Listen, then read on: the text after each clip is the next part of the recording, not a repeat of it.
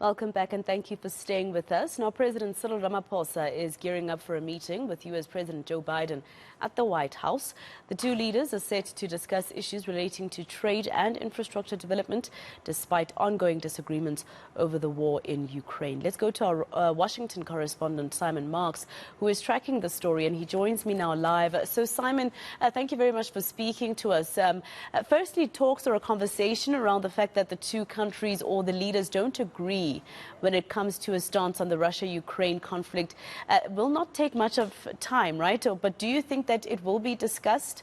Is it your understanding that this will be discussed at all? I mean, there's also still that big elephant in the room around the Countering Malign Russian Activities in Africa Act, right?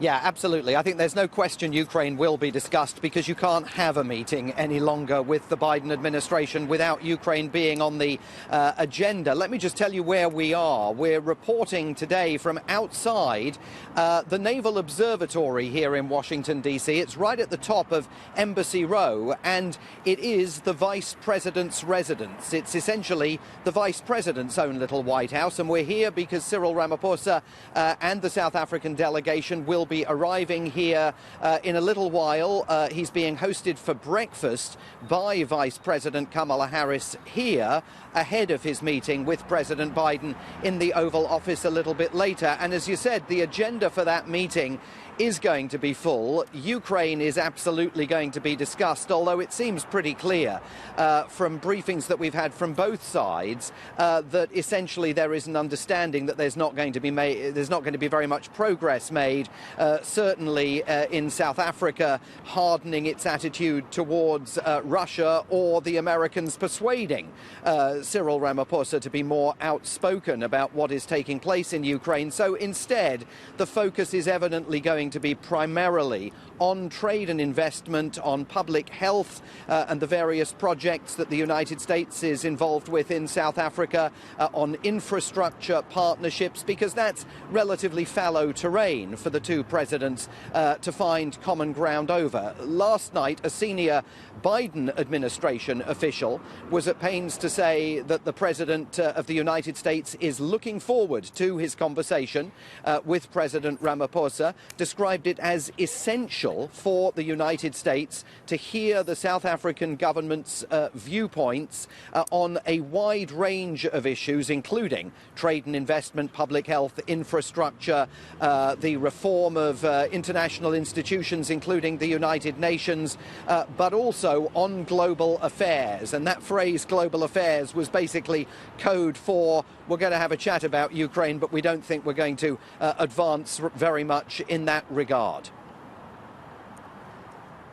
All right. So, Simon, of course, South Africa, right now we've been warned that we may be added to a grey list by next April if certain recommendations by the Financial Action Task Team are not implemented. This, of course, is a list of countries that are too susceptible to money laundering and terrorist crimes. And the U.S. has about 600 companies based here. So do you think this will be something that Biden raises as a concern? Well, I think it's definitely possible that it's going to be on the agenda. In fact, that number of 600 companies that have invested in South Africa from the United States was specifically cited by the senior administration official on the Biden side who was briefing reporters yesterday.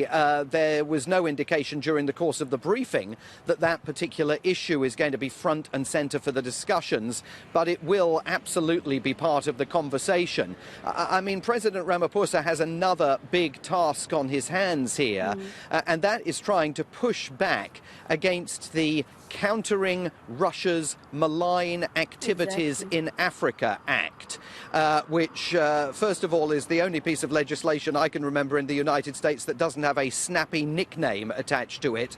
But secondly, and much more seriously from the perspective of SADC and government, is that it has the potential to see countries that have friendly friendly relations with Russia, like South Africa, facing punitive measures from the United States if it passes the Senate and President Biden signs it into law. Now, the White House yesterday would not be drawn on whether President Biden is going to sign that legislation. It is definitely going to be a focus of the conversation that President Ramaphosa wants to have with Vice President Kamala Harris here shortly, and then with President Biden later, and with congressional leaders tonight, many of whom will be attending the South African embassy for a dinner, a closed-door dinner with President Ramaphosa at the end of this very busy day. And I mean, it's going to be quite difficult for South Africa, especially because we form part of the BRICS grouping, which includes Russia as well. So that conversation is going to, I think, going to be quite heated between the two leaders. But we also have an electricity crisis back here in my beloved country, Simon. And it's affecting our ability to create jobs. It's causing business to lose productivity time, especially if you're in the industrial sector, for example. And I'm sure that this is going to be one of the things that the US raises, especially with these 600 companies that have invested here. Yeah, very much. And remember that there is, of course, American involvement in the Just Energy initiative, and that's going to be on the table because there are some concerns that we believe may be raised about the precise nature of America's financing of that project. So no question that that transition will be part of the conversation that's taking place here. I mean, there is, both sides say that they hope that the outcome of this day of diplomacy will be a refreshed partnership between the United States and South Africa. Foreign Minister Naledi Pandor conceded earlier this week in an appearance before the Council on Foreign Relations that the relationship had been in the doldrums, and she hopes that the day of diplomacy we're witnessing here will begin the process of turning that around. But there are traps on the road ahead, and they include the legislation about Russia's activities in Africa, some of the details of these conversations about the Just Energy initiative, about money laundering.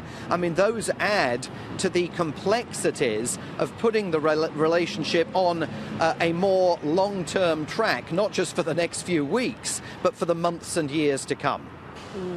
And just lastly, Simon, South Africa is still a prominent voice in the global south. And although we do have problems, yes, I agree, we are also the only African member in the G20. So we will be, chairing the BRICS grouping next year as well. This should also, count positively in our favor. And President Biden would want to tap into Ramaphosa's insights and perspectives around that. Yeah, I think that's absolutely right. And there has been talk again yesterday by that senior administration official about BRICS, and it was being described as a positive development, not just for the members of BRICS, but also for the wider world. I think President Biden absolutely will want to tap into all of that. I mean, there is a contradiction between the world that the South Africans are advocating for, the changes that they want to see, for example, at the UN Security Council, at the UN General Assembly. Remember, we're going to be seeing a deluge of world leaders arriving in New York over the course of the next few days for the UN General Assembly, where there is agreement among many of the nations that don't have permanent representation on the Security Council that that architecture needs to be reformed. Well, they're not going to find here within the Biden administration or any American government much more than a polite reception to the message. It's not going to see any sort of immediate action on the part of this American government or any American government. So some of those issues are just going to be unresolved for a long while to come. All right, thank you very much for speaking to us. That was our Washington correspondent, Simon Marks, live for us in Washington, D.C.